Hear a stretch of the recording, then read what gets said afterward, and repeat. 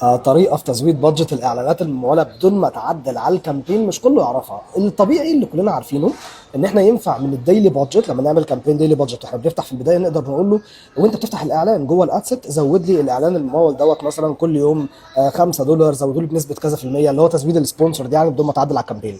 اما لو انت مختارها لايف تايم ده ما بيكونش اوبشن موجود، فده التحديث اللي جاي اللي هتلاقيه بعد كده جوه مدير الاعلانات. قبل بقى ما التحديث ينزل تعالى اقول لك تعمله ازاي من دلوقتي. عادي جدا لما تفتح الكامبين لايف تايم تقدر تقول له زود لي البادجت بتاع الكامبين دي كل يوم بنسبه او كل يوم برقم، زي كانك بالظبط شغال ديلي بادجت. ازاي؟ بعد ما تفتح الكامبين اهي دي كامبين لايف تايم بتعلم عليها من مدير الاعلانات. بعد ما تعلم على الكامبين تقدر تقول له مور، تقول له كرييت نيو رول، بعد كده تقول له كاستم رول نكست، تقدر تقول له بعد كده انكريز اللايف تايم بادجت باي، وتحط بقى النهارده النسبه بتاعتك او تحط الرقم اللي انت عايز تزوده. ابعت الفيديو ده لاي حد بيعمل اعلانات لان ده تحديث جاي. احنا دايما الحمد لله سابقين التحديثات وبنعرفكم ايه اللي هيتم وبنعرفكم ازاي تتحكموا انتوا في الالجوريزم، ومدير الاعلانات مش هو اللي يتحكم فيكم. ابعتوا الفيديو ده لاي حد بيعمل اعلانات مموله واستنوا كل جديد الفتره الجايه.